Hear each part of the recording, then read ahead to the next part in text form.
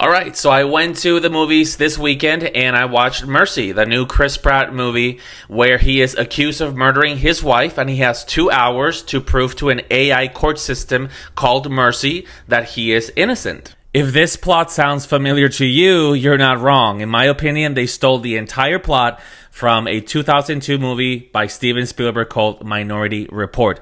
So Mercy is what we call nowadays a screen life movie. And what that is a movie that tells its story entirely through digital screens like computers, smartphones, or tablets using different types of interfaces such as a video chat like Zoom or social media platforms.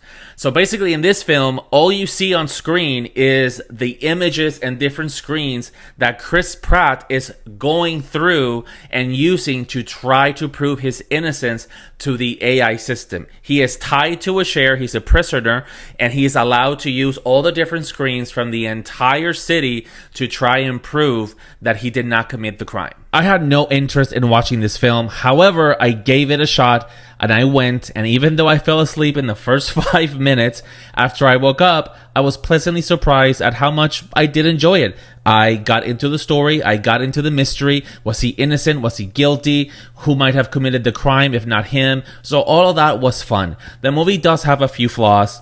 I thought the rules that they created for the AI system, some of them didn't make sense. Sometimes the AI system followed the rules, sometimes it didn't. I didn't understand why it didn't.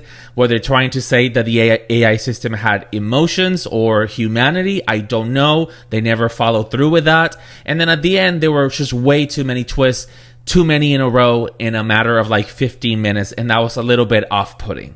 I did think to myself, why would Chris Pratt and Rebecca Ferguson sign on to this film? It's not very good. So either the script was amazing, or since they're not doing what they usually do, which is a little bit of more action, I think they wanted to take on a role where they could showcase their acting. Because this is an acting role. Both of them only have a lot of close-ups on their faces, like these two pictures, and they pretty much have to perform all of the emotions from facial expressions. And they both do a really good job. Chris is very vulnerable, maybe the most vulnerable that I've ever seen him, and she looks stunning. I mean, her bone structure, the way the light hits her, her skin, I mean, she is gorgeous in the film. And then that accent, she was a perfect choice to play this AI. I will end by saying that you don't have to watch this in theaters, just wait to watch it at home when it comes out on streaming. In fact, I do think this would have been a much better story told in a long series, like 6 to 8 episodes. They can stretch out all the ideas a little bit better. So that's my frank review. Let me know your thoughts.